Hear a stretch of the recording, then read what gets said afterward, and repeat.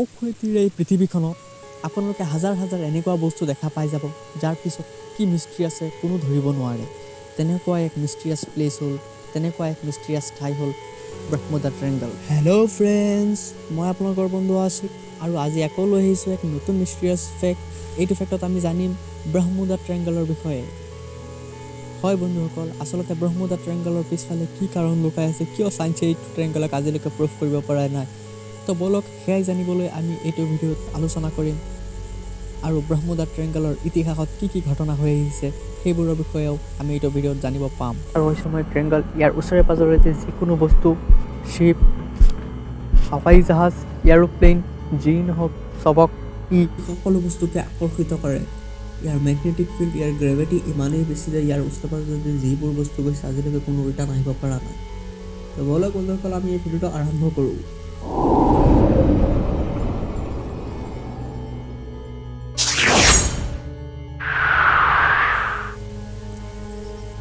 মেৰেষ্টেলি নামৰ এক বেপাৰিক জাহাজো ব্ৰহ্মপুত্ৰ ট্ৰায়েংগলত নাইকিয়া হৈছিল, কিন্তু ইয়াৰ সন্ধান 4 ডিচেম্বৰ 1872 চনত আটলাণ্টিক মহাসাগৰত পোৱা গৈছিল।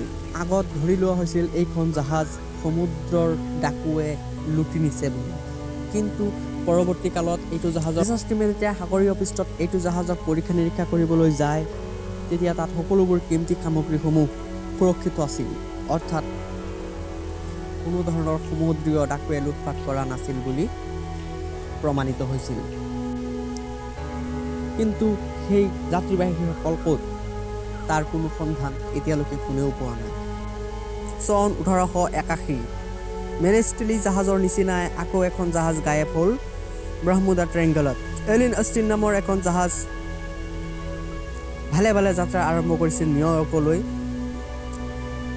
আৰু সকলোবোৰ খবৰ নিজৰ টীমলৈ প্ৰেৰণ কৰি আছিল, কিন্তু হঠাৎ এইখন জাহাজ ব্ৰহ্মপুত্ৰ ট্ৰায়েংগলৰ ওচৰত গৈ নাইকিয়া হৈ গ'ল।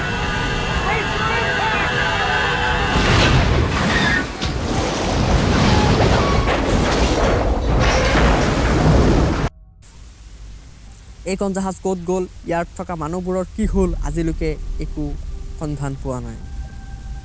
ৰহস্যময়ভাৱে নাইকিয়া হ'ল আৰু এখন জাহাজ।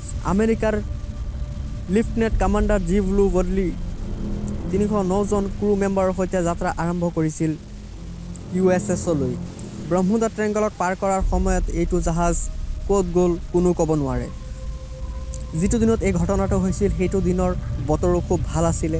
ক্ৰু মেম্বাৰসকলে সঠিকভাৱে বাৰ্তাসমূহো প্ৰেৰণ কৰি আছিল, কিন্তু হঠাৎ এইখন জাহাজ বিলুপ্ত হ'ল আৰু সেইখন জাহাজ ক'ত গ'ল, কি হ'ল, আজিলৈকে একো সন্ধান পোৱা নাই।